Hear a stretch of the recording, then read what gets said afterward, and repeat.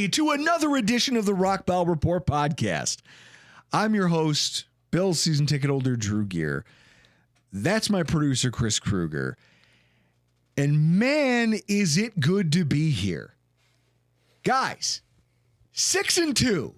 Who would I feel like Paul Rudd in his appearance on Hot Ones. Look at us. Who'd have thought, right? Not me. Who would have thought? Not me. Yeah. We are live with no technical streaming issues to speak of. What's going on, everybody? Everybody who's here, we are live on YouTube. Guys, filtering in slowly as the chat opens up.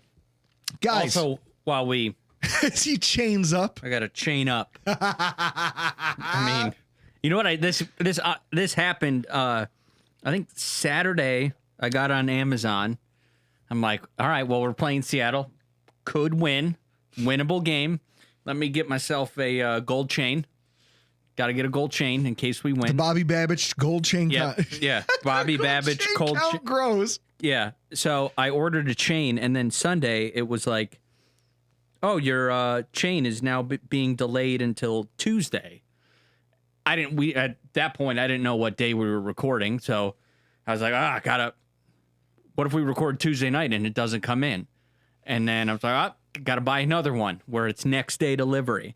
And so I did that, and both chains arrived at the same day, same package. See, now you could pull what I call the Dave Gear special. See, my mom doesn't watch this. It's fine. Dave Gear had a baller move, which is where when you saw like a store, like let's say there was a jewelry store that was having like a going out of business sale or some kind of a thing like that. What you'd do is you'd say, you'd go in there and you'd open the wall at one time and you'd pick up like 10 things, right? Highly discounted prices, necklaces, whatever. And then for random holidays, you just had a stash that you could dig into, pick a box, give it as a gift. Didn't matter who it was, didn't matter where it was. I remember my dad sold me a necklace for my high school girlfriend. And that's how I know about the existence of the treasure trove. Tell me that that's not a baller move and also something you should probably investigate for this whole bit you've got going on over here. Well, this thing is way thicker. Last chain here. It's way thicker than the other ones that I have. And now I pause. Yeah. I feel like I'm Razor Ramon, but with syphilis. You're Razor Ramon, except sickly. Yeah. Like you're Razor Ramon if he never figured out how to bench press. Yes. If he had never heard of a bench press, if he had never, like Thomas DeLauss drew in a button-down shirt. What's his high-class bullshit? Guys, I'll level with you. In the chaos of getting my children ready for this morning, I forgot to bring a Bills t-shirt or a hoodie to change out of after I left work.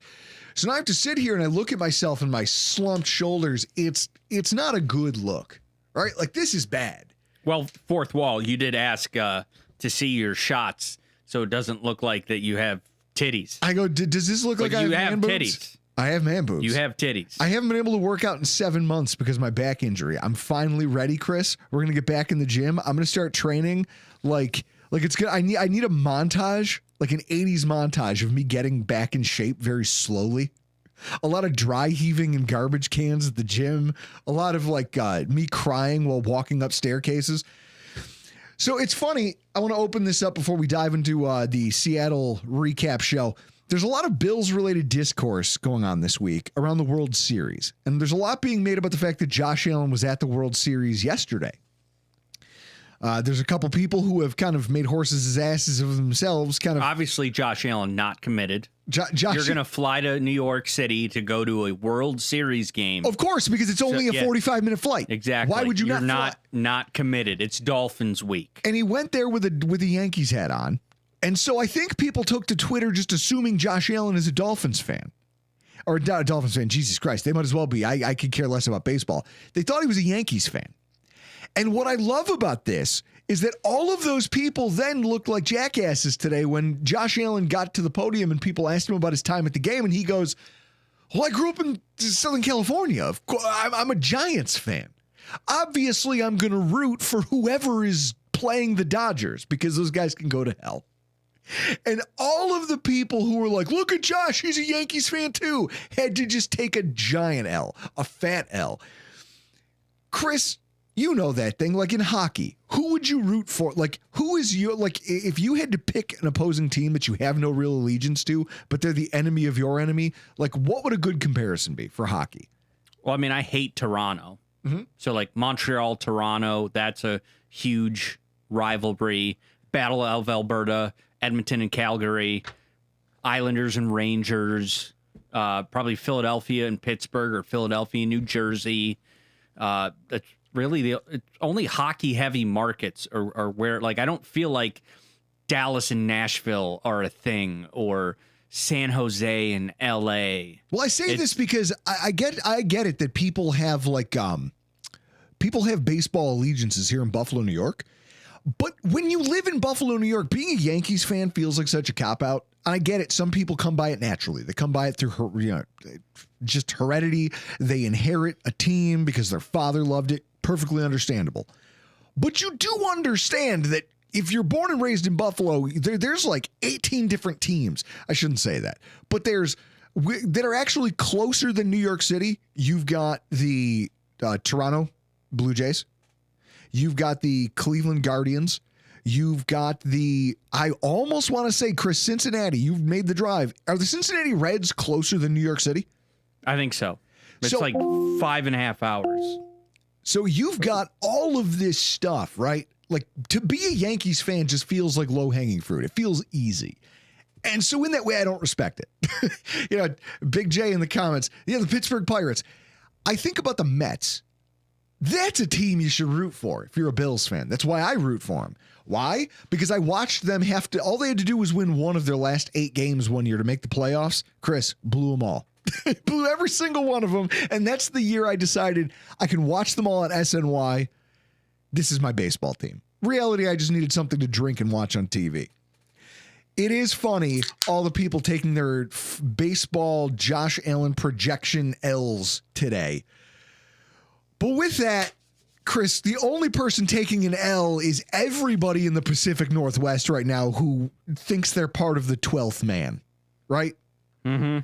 Like, I had a zero of the week in mind, but I just now, as we were talking about this, pivoted. I've got something else entirely. Guys, this is our Week 8 recap.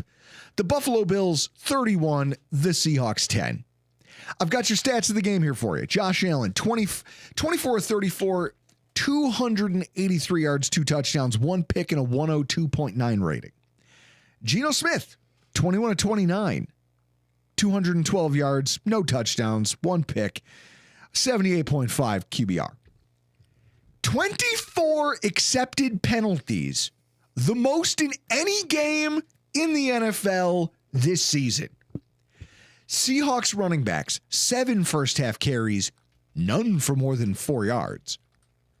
The Bills' front 4, Chris, dominant. Greg Rousseau, two batted passes, and an interception by a defensive tackle. Khalil Shakir had 90 yards after the catch. Seahawks defenders in terms of yards allowed. I just want to run this down for you. Ernest Jones just got there yesterday. Like, he led the team with 15 tackles, 7 of them solo. There was a game plan involved with those numbers. Cornerback Devin Witherspoon, 54 yards allowed. And when he tried to cover Khalil Shakir, Shakir was 5 of 5 for 47 yards. Tariq Woolen only allowed 17 yards in coverage, but also gave up 2 touchdowns and one really, really, really embarrassing run defense rep. And Keon Coleman, who now leads the NFL in yards over the catch above expectation.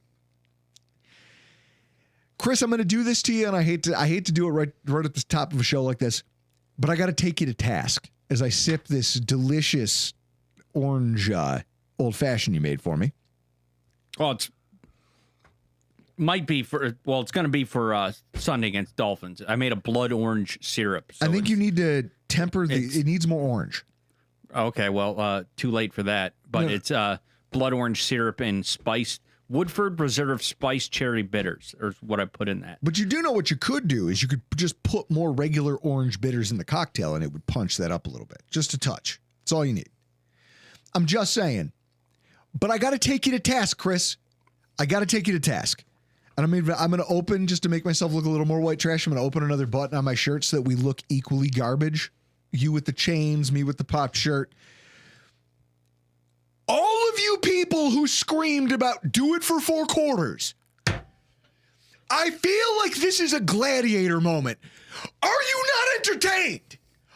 Is this not why you're here? To see this game against the Seattle Seahawks? Will you now pipe down and let it be that the Buffalo Bills can't dominate a game for 4 quarters? Shut your mouths. It's one of these things where we talked in the run-up to this about how the Seahawks are a very middling team, but that's okay. In the NFL, being in the middle of the pack, especially in a season like this where, Chris, look at the AFC alone. If you could just pull up the stat for me, give it a Goog. How many teams with a sub 500 record are there in the AFC? Just the AFC right now. Take a look at the NFL, take a look at the AFC, and then I want to see it extrapolated out to the NFL as a whole. There is a lot of terrible football being played right now. So when you go up against a team like the Seahawks, they're imperfect. So are a lot of football teams. So are our Buffalo Bills. They're not perfect. And yet we decimated. Seven teams above 500 in the AFC. Okay, so less than half of the field. Now, take a look at the NFC. What do we got here? 3, 4, 5, 6, 7, 8, 9, 10, 11. So, and how many of, I wonder how many of those NFC wins came against AFC opponents? Possible. The AFC is in a weird place where it is the epitome of the haves and the have-nots. So when you go up against a team that is very firmly entrenched in what is a division race and could potentially be a division winner this year, who's middle of the pack in most advanced metrics, most analytics, it's okay to say that you beat a middling team, but you didn't just beat them.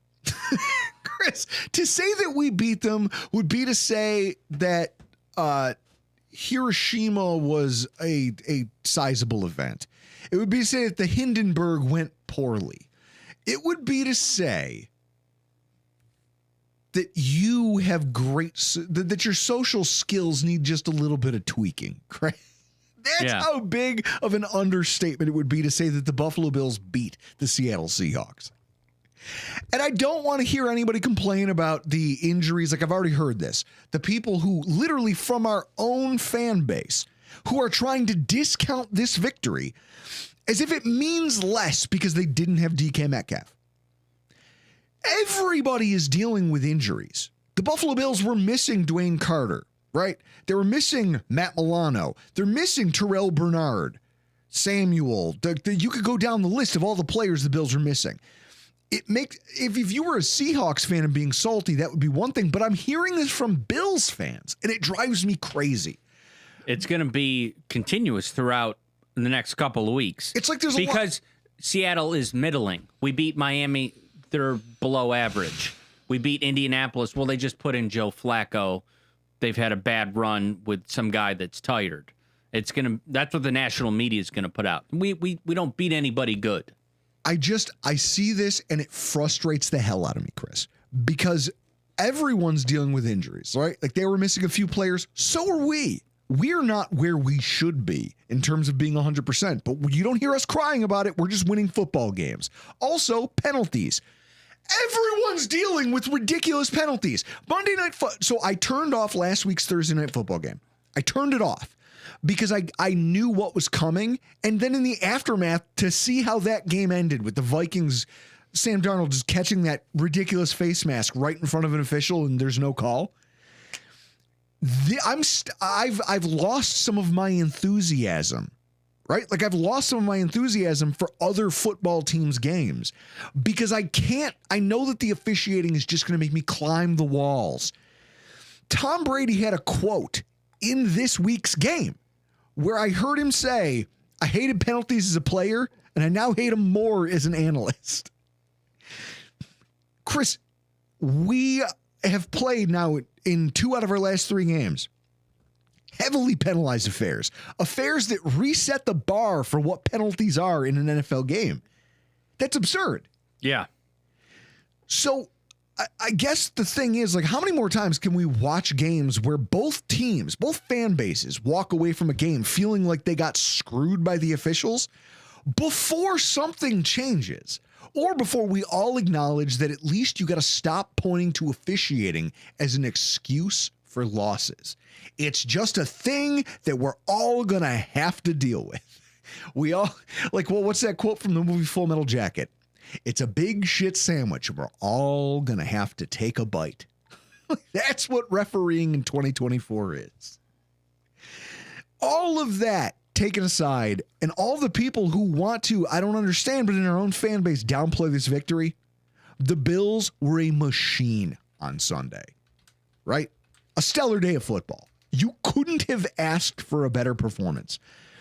And there was something that stuck out as odd to me. In the pregame, you know, I can't remember which one of the sideline analysts said they talked to head coach Mike McDonald of the Seattle Seahawks.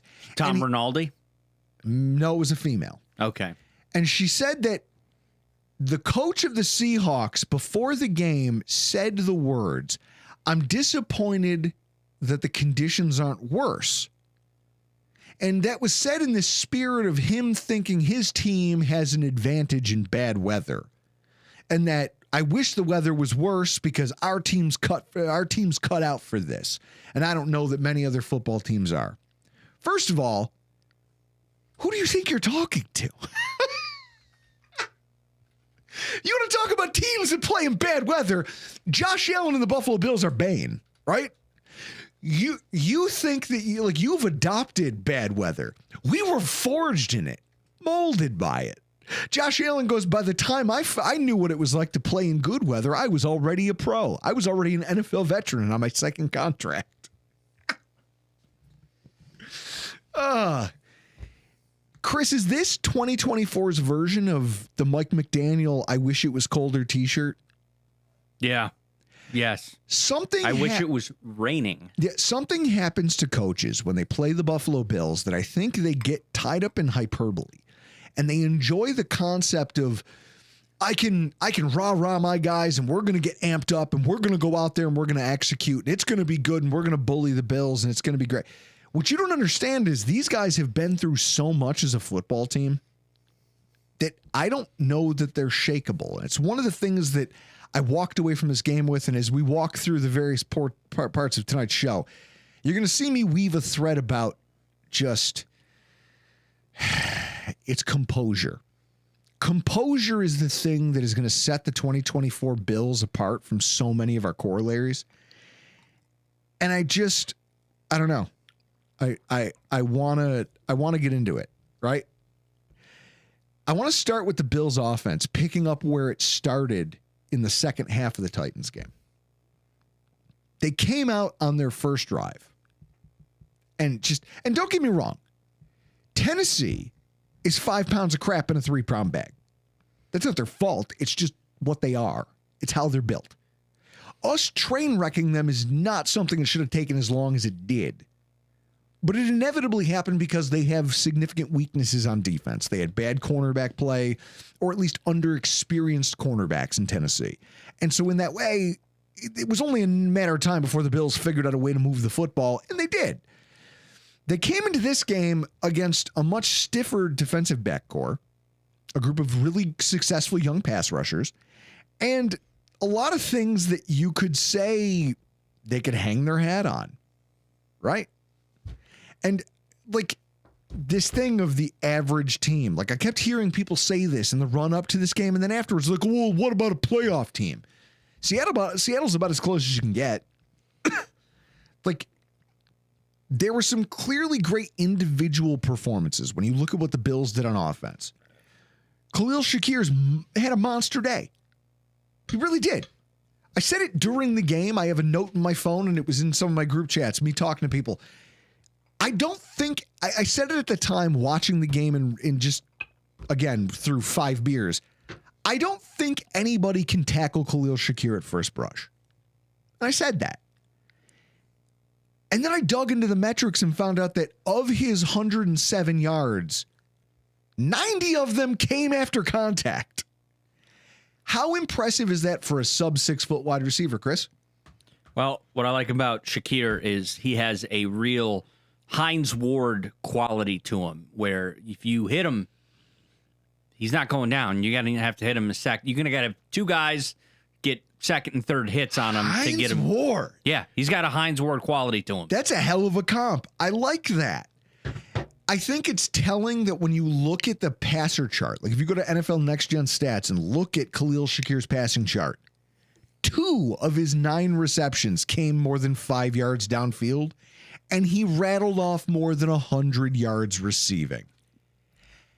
That, everybody, is how you, that's how you generate this type of production. He has just such a low center of gravity and such great contact balance. He's a mismatch in the center of the field for literally anybody. I mean, Khalil Shakir is showing you that he has something between his physical traits and how the Bills are currently using him, because his routes don't scream number 1 wide receiver or capable of producing a 100-yard game regularly wide receiver. But then you look at the yards after the catch and you go, well, shit, if you're going to play him out of the slot, there's nowhere to hem him in. And if that first guy can't reliably get him down, I mean, 90 yards after the catch or after contact, 90 yards after contact for a wide receiver is fucking absurd. I don't know anybody who's been able to do it. I don't know the last time I've heard of that in the modern NFL era. And the fact that it's coming from a smaller wide receiver who runs excellent routes and has some of the most reliable hands in football, it's a weapon.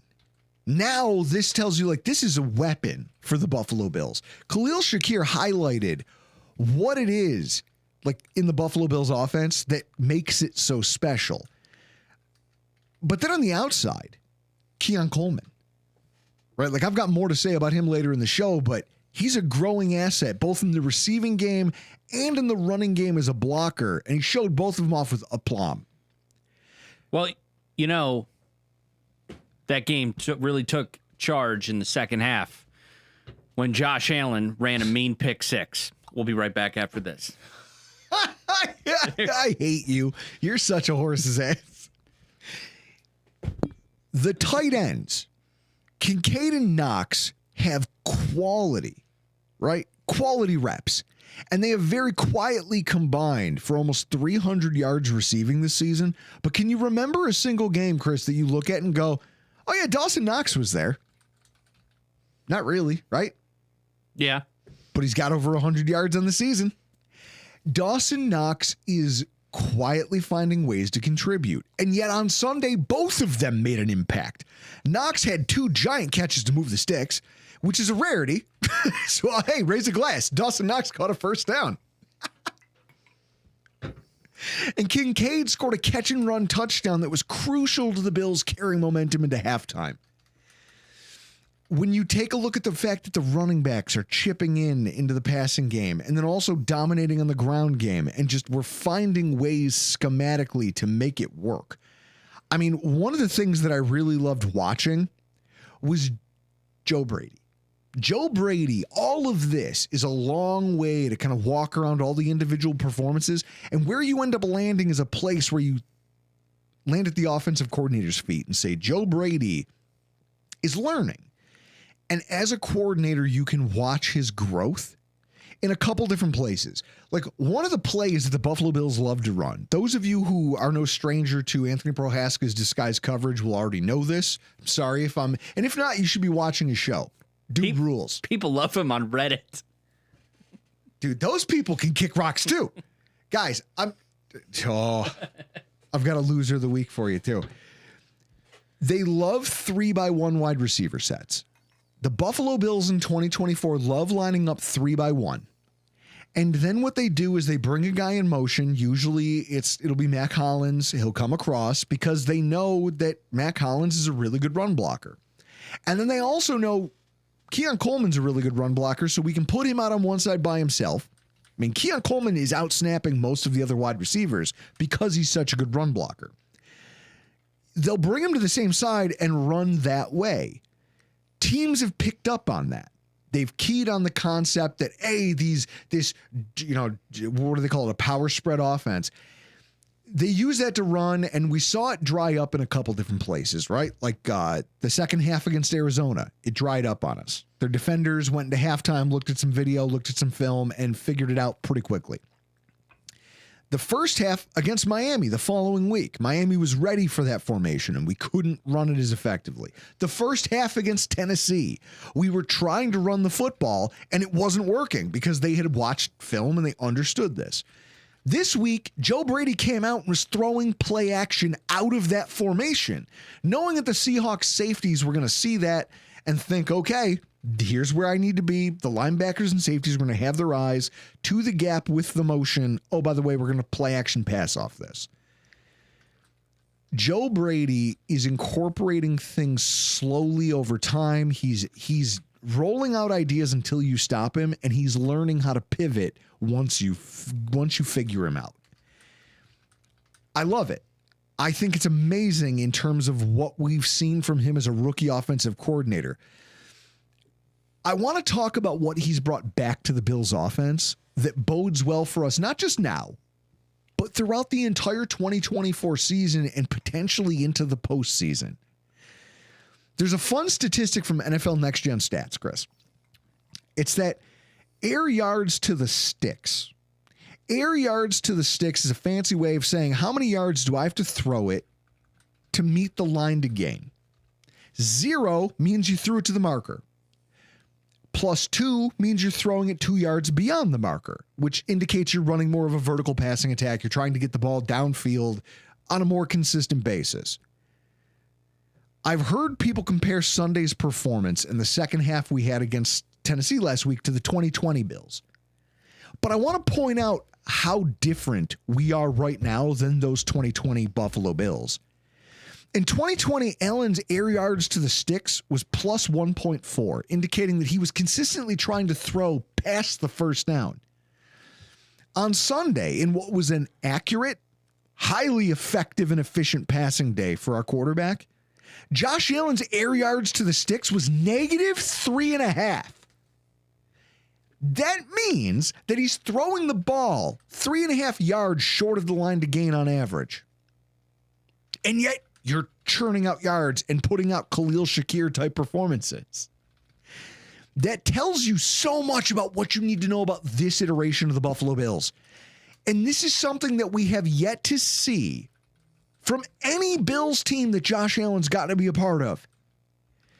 58% of the total yardage that Josh Allen got credit for on Sunday came after the catch. And that's not an outlier.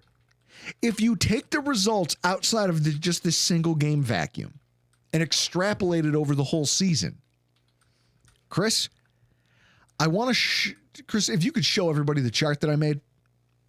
The yak? Oh, yeah. All right. I want you guys to see it. Those of you watching on YouTube, for those of you who are at home, there you go. You'll have to see it. You'll have to see it on our Twitter page. I'll make sure I tweet it out. Over the last 5 seasons, if you look at the percentage of Josh Allen's yardage, because he's been effective, like 2020, 5,600 yards, 2021, 5,087, 2022, 4,900, 2023, 5,696. It's this concept that he is a highly effective quarterback. And yet when you look at the percentage of that total yardage that's made up of yards after the catch, it's incredible how little of it he's getting in terms of production from the wide receiver room. He's having to do all the heavy lifting. It's him throwing the ball downfield and trying to drive the offense. Through the 2024 season, Josh Allen has 1,771 yards. 1,007 of that are yards after the catch. His if you look at the percentage, 58.8 and 58.9 if you believe in rounding, Chris, which obviously I'm not a math professor, but I feel like you should do. Sidebar. Sidebar. Super Mexican is watching this, and this is the first time his wife has been exposed to that image of you that was just on screen, and she is stunned. Yeah, I know I'm jacked, lady. You don't need to tell me. 56.9% of Josh Allen's yardage thrown this season comes after the catch. Guys, I want to, like, hasn't this been what we as a fan base have been screaming for years? We've been dying for this attack right here, right? This is a team that finally has weapons that are complementary to Josh Allen, not reliant on Josh Allen. I mean, it doesn't help that he's a badass. But at the same time, it's special that they not only have these pieces, but they've got a coordinator who understands how to control it, how to cultivate it, how to grow it, right? He's making them all work in concert anytime you take a zone-heavy approach to trying to defend the Buffalo Bills.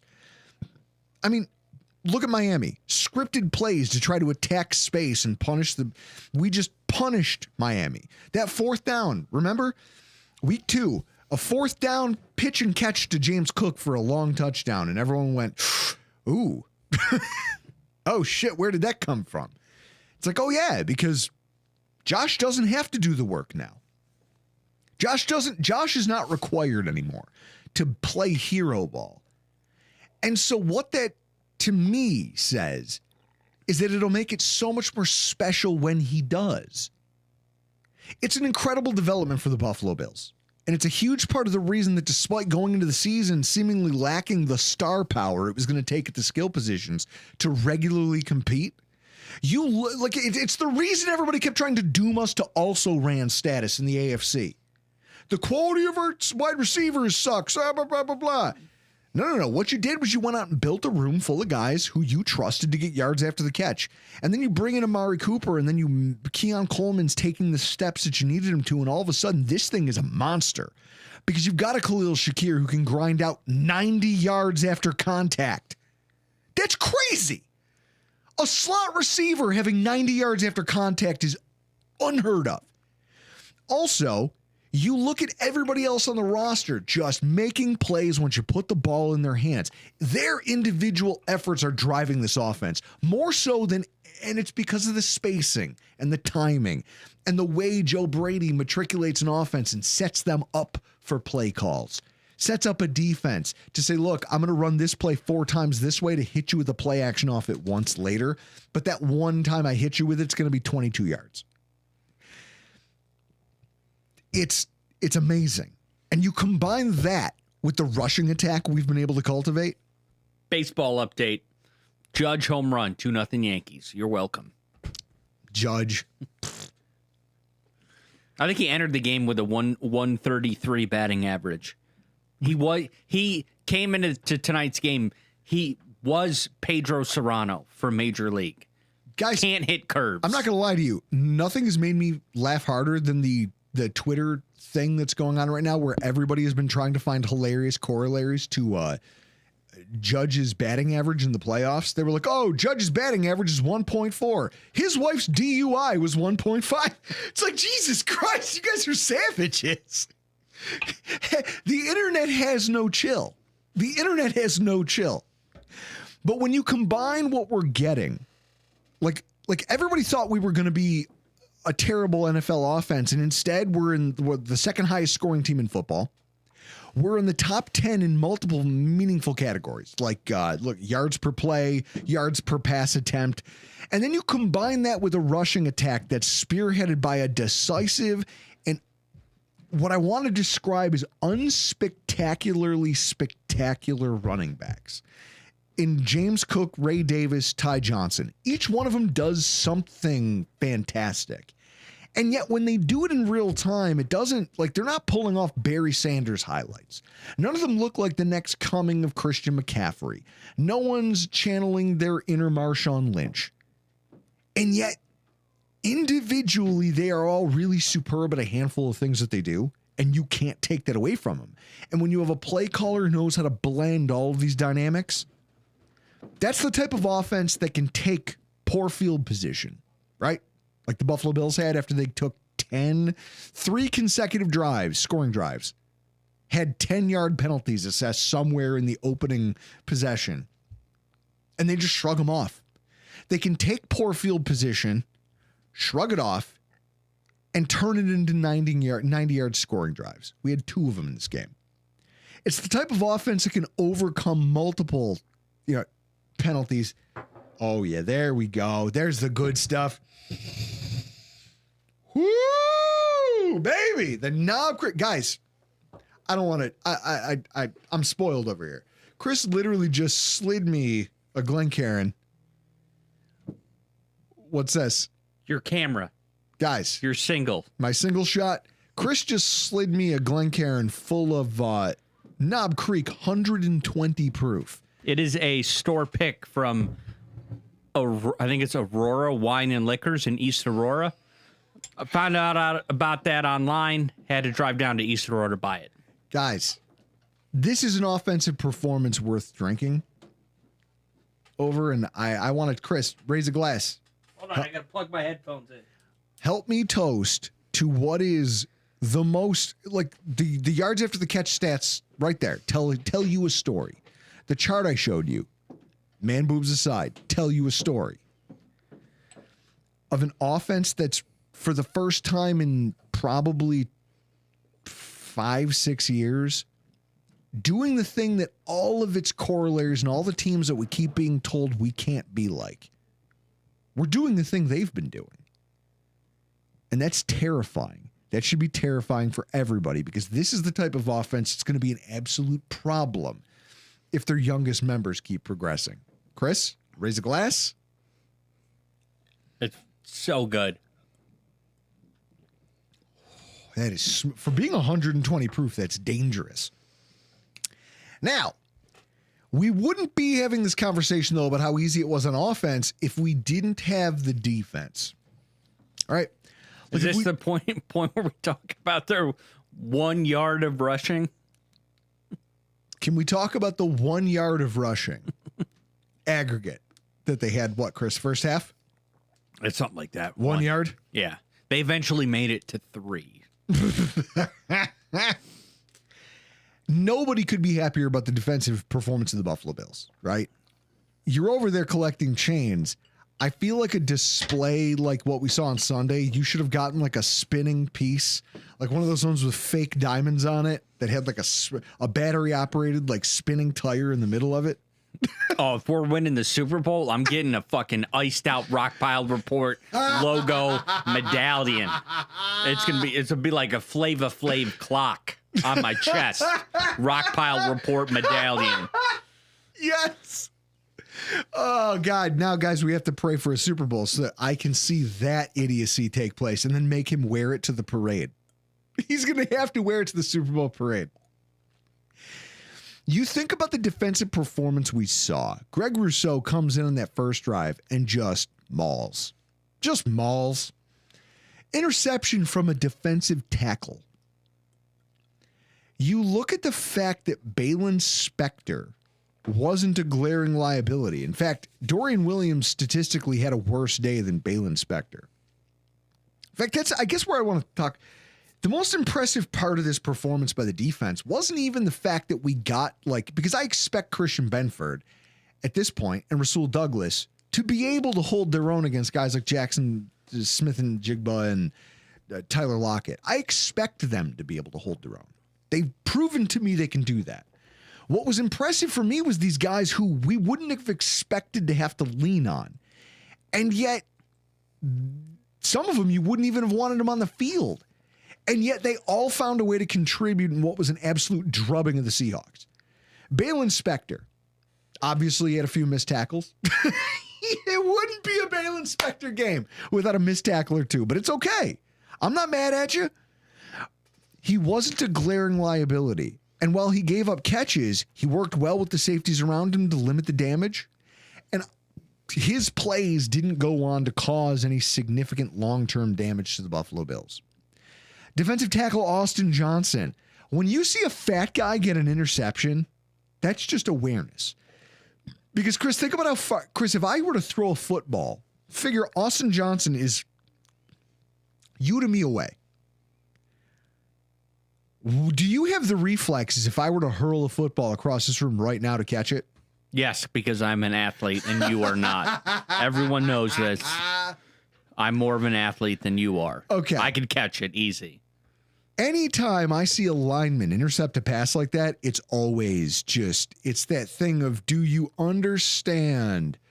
Like, guys who are, Casey, I see in the comments right here, how about it was a combo of Toohill and Austin Johnson on the pick? Yeah. But these are guys who you wouldn't have expected to play a significant role in. If I told you Casey Toohill was getting reps in the first half, you'd go, or second half early, you'd go, I don't want to see Toohill on the field. And yet here we are. Here we are talking about the fact that Austin Johnson, who felt like a throwaway signing, not a throwaway signing, but like, hey, we signed a guy with beef to back up Keon Jones. Hopefully he doesn't have to play much. Comes in and makes a play. And then also stacks on 2 pressures on the quarterback, which I wouldn't have, like, hey, I'll take that. That's gravy. Dwayne Smoot, second on the team in pressures behind Greg Rousseau. Eli Ankou. Eli Ankou is this guy who's been around the Buffalo Bills for years. He knows the system. He understands the way this works. And he did a solid job of just devouring. I don't even want to say eating. Devouring space and blockers on the offensive line. He was called up to replace Carter. But he's not a 3-tech. Eli Ankou is not a 3-tech. He is basically an extra nose tackle. And so you could see it on the reps when they would put out, Eli Ankou and they would put out Keon Jones. We just held up the middle of their offensive line and there was nothing they could do.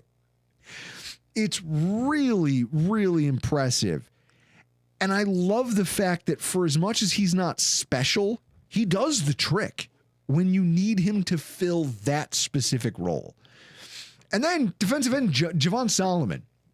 Javon Solomon comes in and has a late game sack that I said felt disrespectful.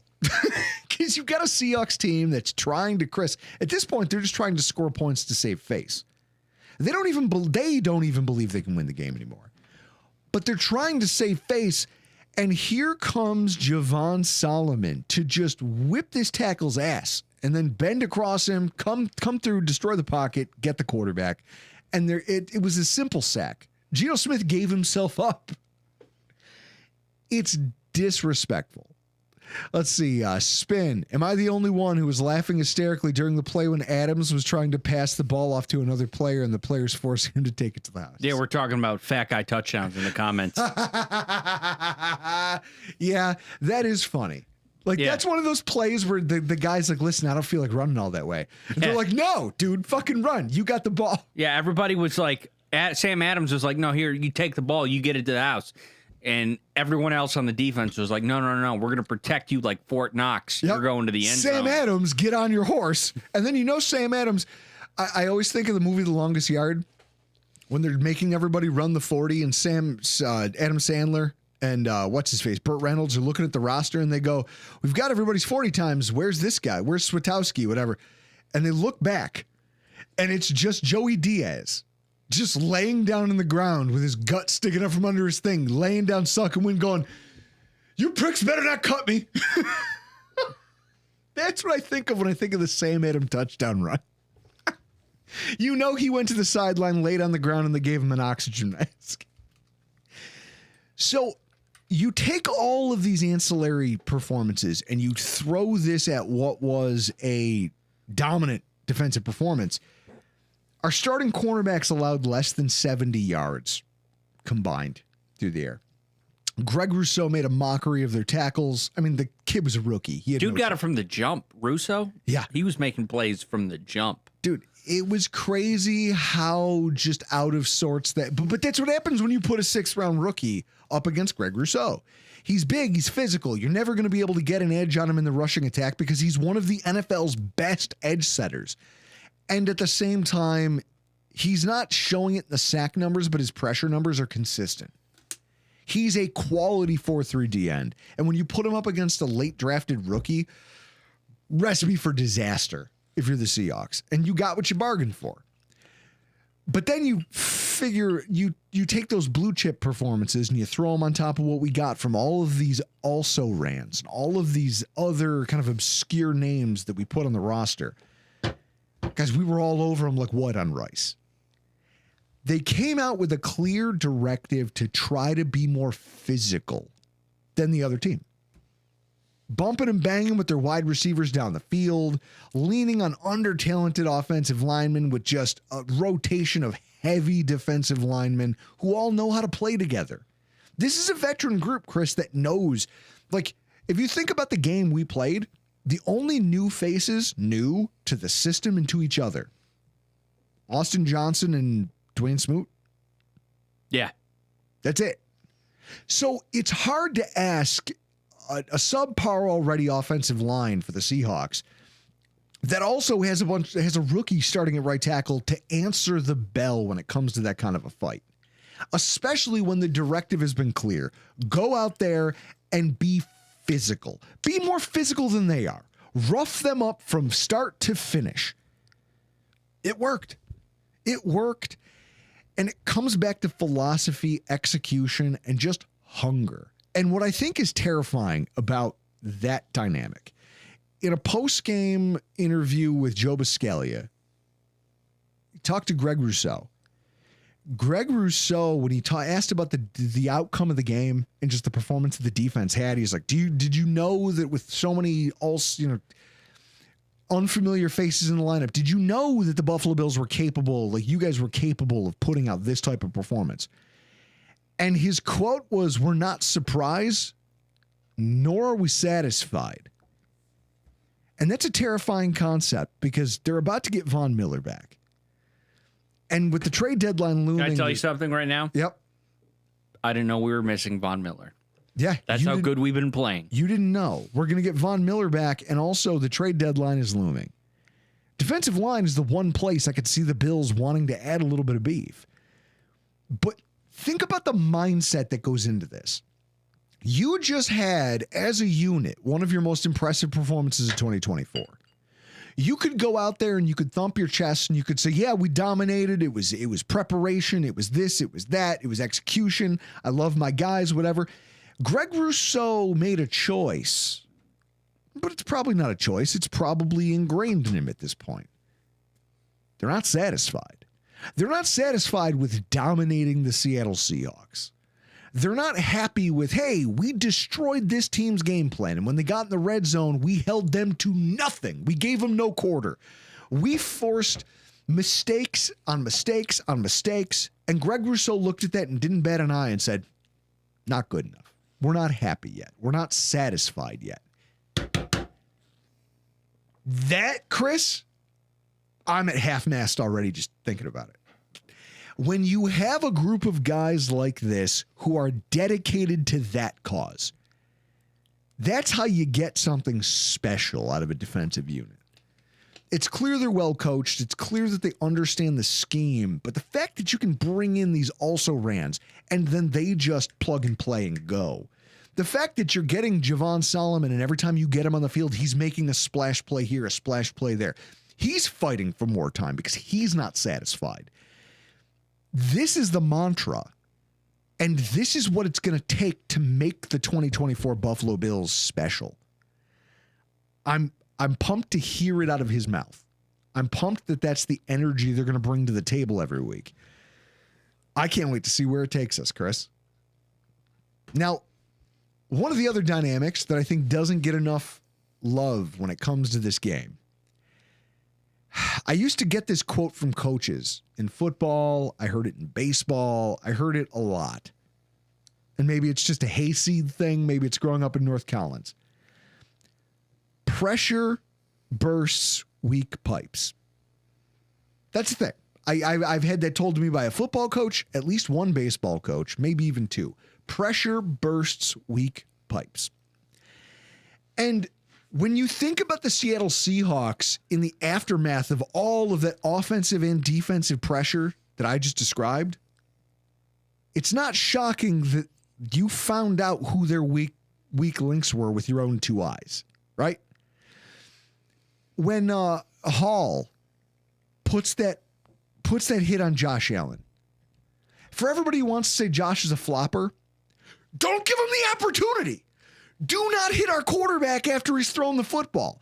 If you believe that he's a flopper and you believe that he makes things up for the benefit of the officials, then you're an idiot for giving him an opportunity to make this a thing that generates a penalty.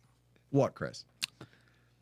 Anybody in the comments, if you want to chime in. Drew, I don't know if you're going to know this. We might have to call your wife. Who is he dating? Who? Do you know who his girlfriend is? Whose girlfriend? Josh Allen. Haley Steinfeld. And what does she do?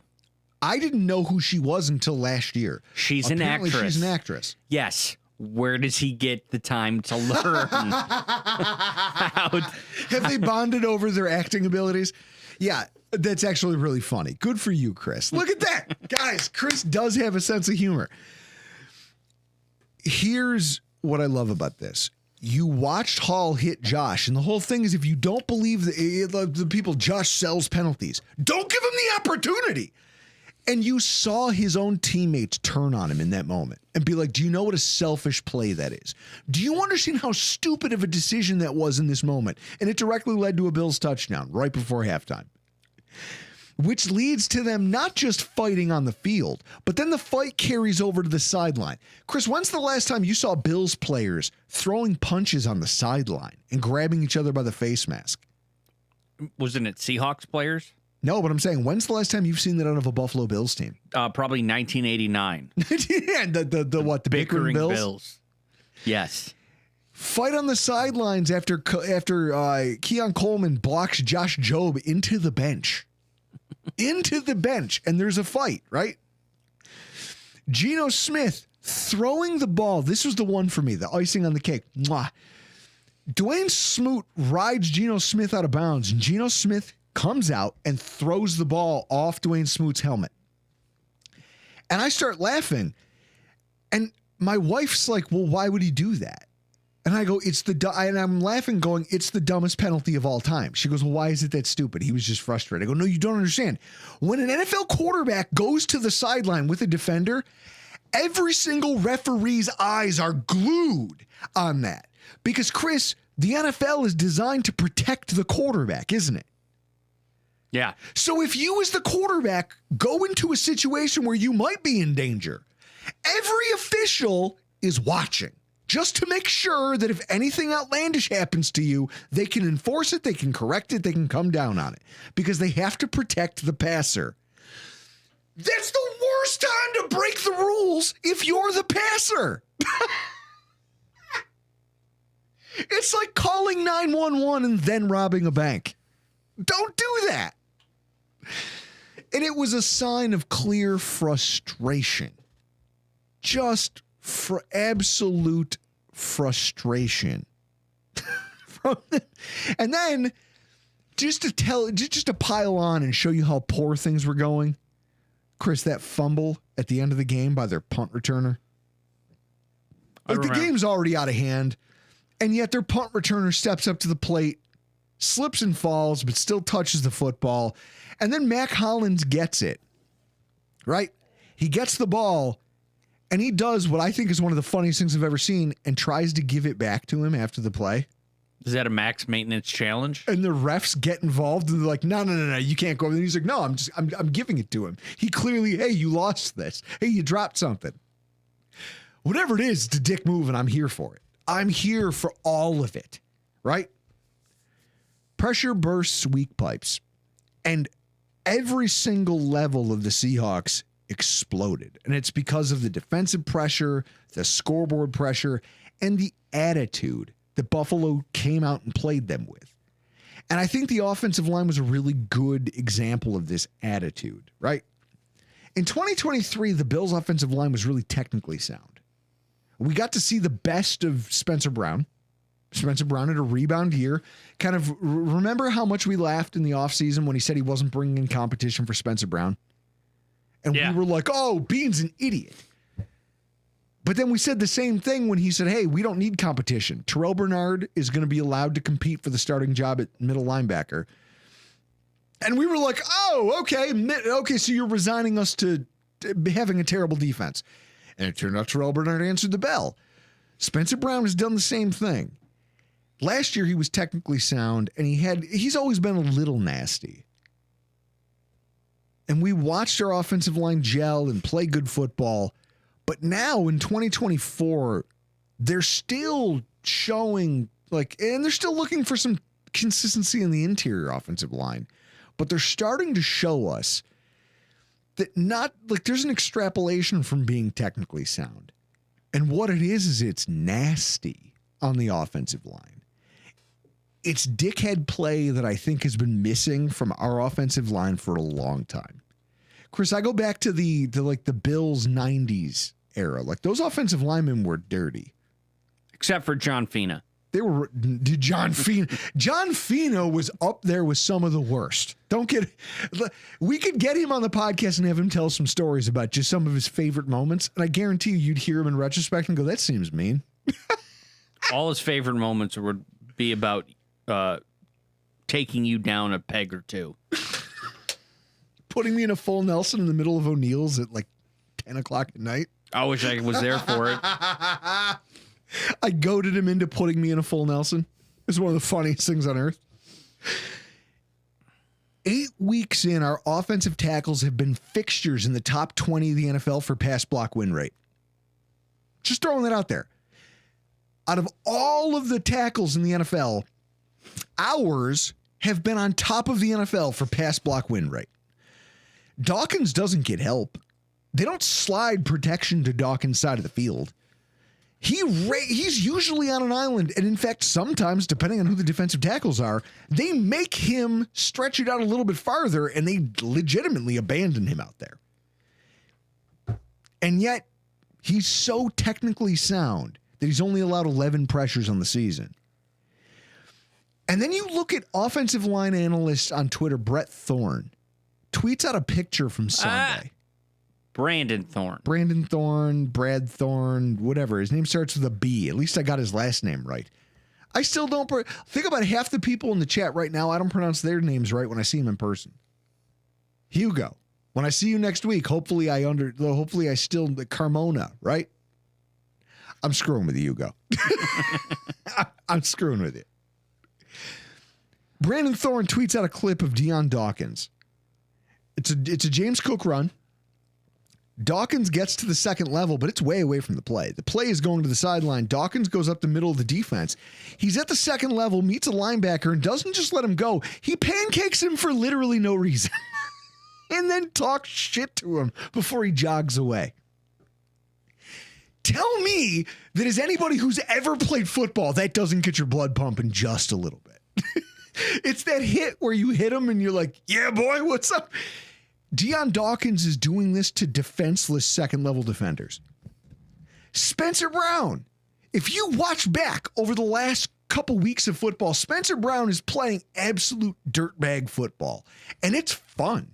I love it. You always knew he had an edge. That Houston game, Chris, I think that'll forever be his high, that was his introduction to our fan base. The Houston Texans game where he not only bullied a defensive player, but then when I think it was a Jalen Petrie, a safety got in his face, he put his hand here to tell him you're too short to be fucking with me. And then tried to look over the top of it. I don't even see you. Spencer Brown is a problem, but he's not only technically sound, he's now playing with more of an edge than he's played with in seasons past. I like to think that Spencer Brown heard the full story of Aaron Cromer on the beach and what happened, and then implemented that into his game. Everybody's beach chairs? That's why he's dominating. Just like Dawkins, I saw multiple plays on Sunday when you rewatch the game where he would stymie one of their young edge players. They'd come on a pass rush rep, he'd wall him off, he'd push him to the edge, and then after the whistle, he'd give him just a forearm shiver. He'd give him a little extra after the whistle or right leading up to it, knowing that they're out of the play and the ball's already headed upfield. Spencer Brown was just demoralizing these young kids that the Seahawks had as edge rushers just abusing them for 4 quarters. And it's some of my favorite football to watch. It's why the Game Pass is worth every dime. Because you can rewatch a game in 30 minutes, but you can also see the coaching angle. And you can watch Spencer Brown just take some young second-year player to the woodshed. And again, it's all intentional. And it's all ill-intended. And it's just mean. He's a bully. And I love seeing it.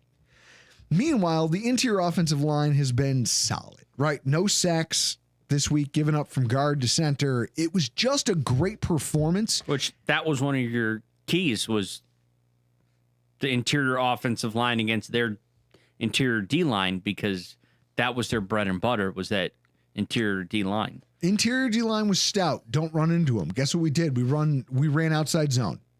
Shocker, it worked. Look at the rushing attack thriving because we didn't run headfirst into giant D tackles. We did outside zone. Oh, by the way, when you try to rush us, we're going to beat your young players up. And if they're not mentally equipped for what it is to go 4 quarters through just getting your ass beat. Like, you got to see that these kids need more seasoning on the Seattle Seahawks, because Dawkins and Spencer Brown are veterans and they roughed these kids up. And those guys weren't used to that kind of treatment. Well, what is it that Anthony Prohaska on Disguise Coverage is always saying? Insubordinate and churlish. It was very churlish behavior. And you just watch it. It was the lowest pressure rate of the entire season for the Buffalo Bills. Coming up against a front seven that's very adept at getting pressure. 70-ish snaps. It was less than 10% had pressure on it. Just 1 sack for a team that's in the top 10 of NFL sack percentage. But even more impressive is how they paved the way for a 100-yard rusher while not allowing a single tackle for loss. In the run game, they have become so sound that if you're not on your A game, it's a long day. They will wear you out. And this is a team, and you want, Chris, and this isn't what we were at the beginning of the season. What you're seeing is a building of, like, this team is learning how to play like a unit. This offensive line is learning how to play with better composure, better physicality. And that should be terrifying for every single defensive coordinator left on our schedule, because if you catch even 70% of what we gave the Seahawks in the trenches between offense and defense, I don't know that there's a lot of teams in the NFL built to handle that. I don't. We handled our business. That physicality paved the way for some amazing performances, from our quarterback to our running backs to just the individual linemen themselves. I think, Chris, hero and zero, an honorable mention is offensive line coach Aaron Kromer. Like, I like that I tweeted out a clip and I go, this is an Aaron Kromer appreciation tweet. We've been talking about it in the comments. And Brooke Kromer liked it. And I was like, yep, there it is. I'm so happy a family member of his saw it. It was like, just so you know, I love what he does. Thank you for bringing this to my football team and making them what they are right now, which is a physically imposing group that understands what this offense needs from them. And God help everybody. This is the thing you need to see as we warm up towards the San Francisco 49ers, as we warm up to the game with the Kansas City Chiefs. It's nice to see this rebound after getting your teeth kicked in by the Ravens. It shows you that they took, hey, we got thrown into the Bills going up against the Ravens. In hindsight, it was Rocky 3, and it was Rocky's first tangle with Clubber Lang.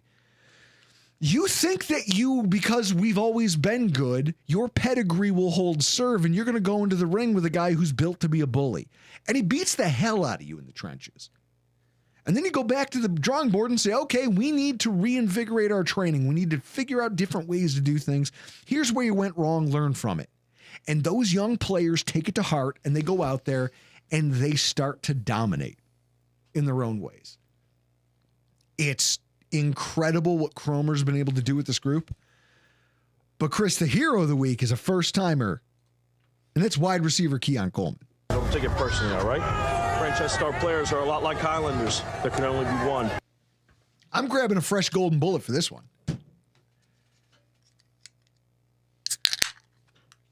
Aaron Kromer. Aaron Kromer, the Keon Coleman thing. Look, Keon Coleman, do you guys see that photo? Chris, is it on the screen? God. Big man football. And that's what it looks like. You see? Like Spencer Brown flipping the bird behind him. Who do you think this kid's been taking his cues from? He's talked all about it this week in the aftermath of the game. The fact that the offensive line has bonded with Keon Coleman over the fact that they're all really aggressive and they're trying to encourage him to bring more of that out in himself because it can only bode well for him. Keon Coleman played a second straight week of big man football. Big man football. And this time, he made some really impressive plays against the biggest, most physical cornerback in the entire NFL in Tariq Woolen. When you look at how it breaks down, look at all the ways Keon Coleman put his fingerprints on this game. He had that catch downfield against Josh Jobe. It wasn't that he ran a great route. And like, I understand that Jobe slips and kind of goes down when the safety crashes in and tries to apply double coverage. To me, it's the fact that his instincts, like you could see like, okay, this is one of those, like everyone's talking about red line routes. This is one of those routes he's supposed to run deep. Instead, his instincts tell him to turn around. And as soon as he sees Josh is in trouble, he doubles back to the football and just makes himself available so Josh can get him the ball. Josh has to roll out. He's looking downfield. Coleman's wide open. Throw it to him. Hit him in the numbers. Now I can do what I got to do with the ball in my hands. That's amazing. Too often, one of the biggest things that you see when you look at rookie wide receivers, like if you look at the numbers right now, when you think about NCAA receivers coming into the NFL, one of the biggest things that they struggle with, they either run to a spot or they run to the end zone. And they just assume it's the quarterback's job to get me the ball, and whatever happens, happens. That's not NFL football, though. That's not how it works. That's not how the greatest to ever do it thought about their position, right? They don't generate, like in NCAA, you don't generate pressure on quarterbacks the way you do in the NFL. The speed of defenders is not what it is in the NFL. So why I think wide receivers who are new to the league have kind of a false equivalency of how much time they believe their quarterback has to throw, how much room they're going to have to step up. And so they just assume if I just stay open downfield, my quarterback will find me. It's a rare thing to watch a wide receiver have an understanding that, hey, I got to come off my route and come back to the football. And in that moment, he did it. The fact that Coleman already has that integrated into his game, it's one of the biggest traits you can get from an ex-receiver. Also, he's 2 of 3 on contested catches. A ridiculous touchdown grab over Woolen. Just a player so after Woolen broke up a pass and then flexed on him in the end zone. First of all, it proves, one, he's petty, which is a trait that I love. But also, Chris, do you know what a 38-inch vertical leap looks like? Just a 38-inch wingspan. Imagine if you were to jump in the air, and while you were in the air, I were to slide a yardstick under your feet and then pull it back, and it never touched you. It's insane. On that touchdown pass that Josh throws to him, he gets inside of Woolen. Woolen's back's turned. He has no idea the ball's coming, and he just jumps high enough that there's nothing Woolen can do. He just muscles that ball in, catches it. And what I love is that just a play after he got trash talked, just pats Woolen on the back of the helmet. Like, it'll be fine.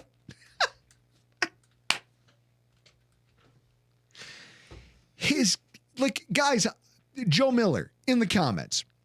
Here's a question. How many times do you believe that Gabe Davis makes that catch? How many times does Gabe Davis make the catch that Keon Coleman made over Tariq Woolen? It's not unfair to compare. Yeah, exactly. 0. There is no chance that Gabe Davis gives us what we just saw from rookie Keon Coleman. Everybody looks at the size. They look at he's got deep speed and he's this. So I've already seen this movie. You have no idea what Keon Coleman is. I guarantee you, myself, Chris, this may go down as what, Chris, you have like a montage of me making terrible draft prognostications on the hashtag sports draft show. They opened up the show with what was our worst case scenario for the Bills using their top of the second round pick. And I said, I was the last one to go. And I said Keon Coleman. And we drafted him. I don't know if you're talking about Keon or AJ. No, Keon. The most recent. How wrong am I about all of our draft picks all of the time? And this is like, I love the fact that I'm wrong. And I'm already being proven wrong by this rookie. It's not taking a year. It's not taking 2 years. Epinesa eventually proved me wrong. He does have value. Eventually it proved me wrong. Keon Coleman is already making me eat crow, and it hasn't even been 8 weeks. What I do know is that equally impressive to his catches was just the physicality that he understands he already has. His size, his length, where he is in turn, like 32 run block attempts, which led the team. He had more run block attempts than some of our offensive linemen who got kind of spelled later on in the game. He was caught on social media where he blocks Tariq Woolen to the ground and then points and laughs at him and talks a little shit, right? Then you go back to where he takes Josh Jobe and carries him into the bench. Sparks a fight on the sideline. Guys, that's the type of football you have to play. Like, you think about why we've lost to Kansas City, Chris. It's usually because when push comes to shove, they do more shoving. They are a nasty physical team when you make them, right? They go out today and they trade for Josh Uche. They add that to Chris Jones, and they know they have a battering ram on defense. They're physical. They grab, they clutch, they fist fight you for 4 quarters. So far, no team this year has been able to solve them. Nobody's been able to go get over the top, even though their offense sucks. It's because they're all willing to play diabolical physical football. For us to have a shot at this, we have to adopt that mentality, and Keon Coleman is proof positive that it can happen. These young players can adopt this mentality, and we can go toe-to-toe with that. Brandon Beane flat out said he had to remove some of the scar tissue from years past as he was churning out the roster. And he was saying things like, look, there's too much scar tissue here. Some of these guys have it ingrained in them that we can't beat certain teams. We have to rebuild, and we have to remind ourselves that we can still be something else. Look at what we are now. We're nothing like, and I think the yards after the catch statistics I talked about earlier denote the fact that this is a very different Bills team, from the talent to the play calling. And then what I love about Keon Coleman's day, Dawkins asked him for his shoes. He goes, dog, can I get those shoes? Spencer Brown had a pep talk for him after the game, and you guys saw the graphic. You saw the aftermath of that. It was them walking off the field, giving Spencer Brown is flipping off the fans from Seattle who stayed. I think that says it all. Keon Coleman's one of the boys. He's one of that crowd. The offensive tackles who do the NFL's dominating, top 20 for being aggressive, mean in some of the roughest situations in football. They respect that kid because of the way he shows up to work. If that doesn't make you hero of the week, I don't know what does, Chris. We might as well, if that doesn't make you hero of the week, we might as well pack it up and throw the award away. Yeah. And then there's a quote from Eli Anku, who's a defensive tackle, about Keon Coleman's performance. He goes, man, I think that, and he's talking about the bench block. He goes, that was a big point for us. It's something we've really been wanting to address, something we want to push, and getting everybody to buy into the physicality of what football requires. Hell yeah. Take that and inject it into my veins for the 2024 Buffalo Bills. To be honest, I thought you were about to rip your shirt like Hulk Hogan. I'm not going to lie, I thought about it. There was a part of me that... Rip it open, we see your titties, your gorilla titties. Hey, I prefer moobs. Let's use the politically correct term, moobs. Moobies. Now, as I open my shirt a little bit farther, because we're already down this rabbit hole, it doesn't matter. I want to talk about tonight's zero of the week. I was going to talk about Ernest Johnson. You look like death warmed over. Every time I look at you, I lose my fucking appetite. But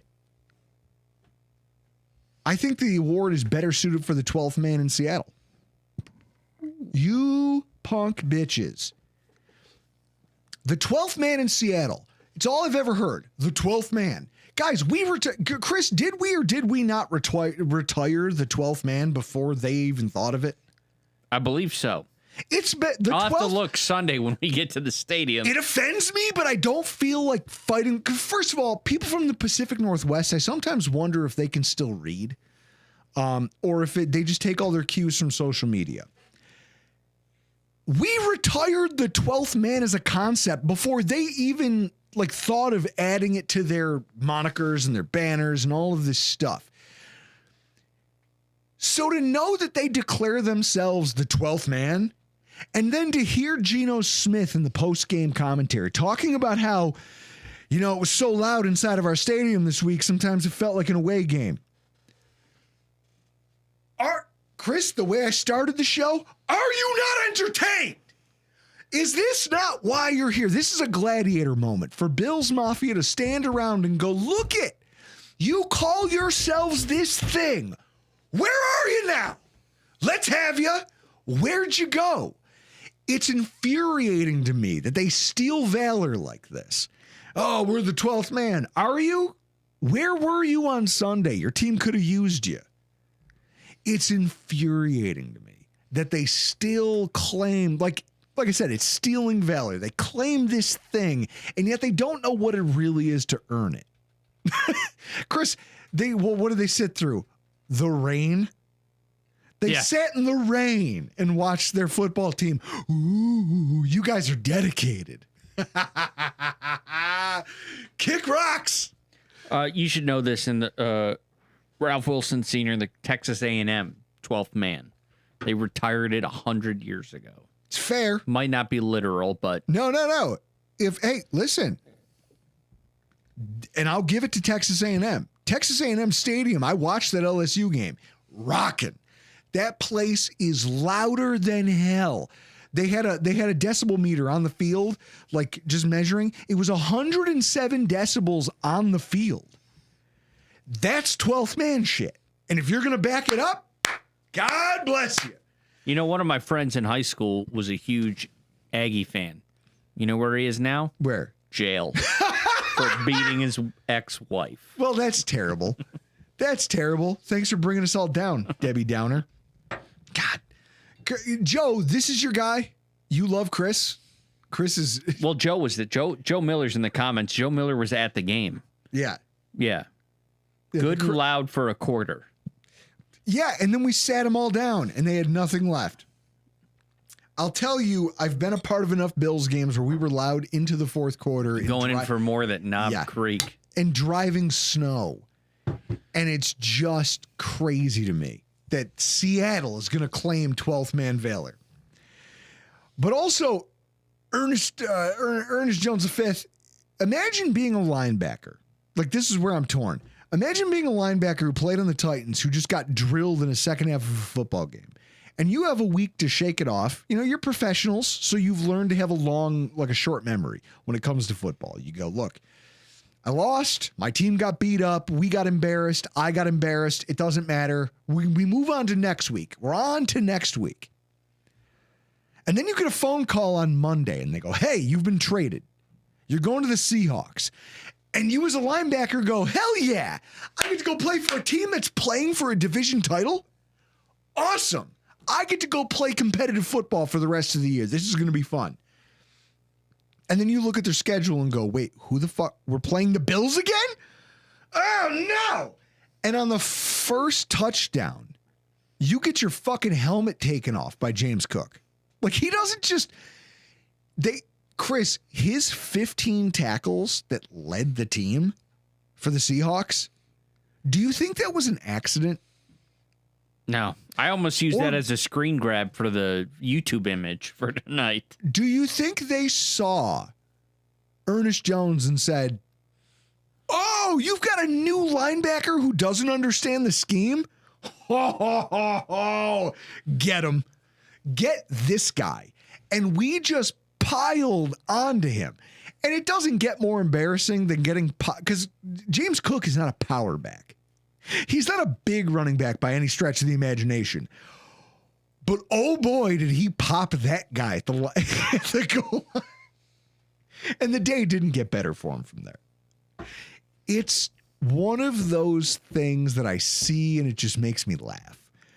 Because nobody took a bigger beating than that guy, and it was literally by design. So imagine getting dunked on 2 weeks in a row by the same team.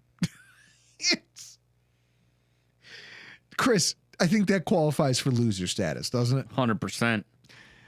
Final thoughts as we wrap this thing up. I know we got to get out of here. Guys, Chris, I'll let you go first. Well, obviously go to Aurora Liquors in East Aurora if you're local and get the Knob Creek store pick.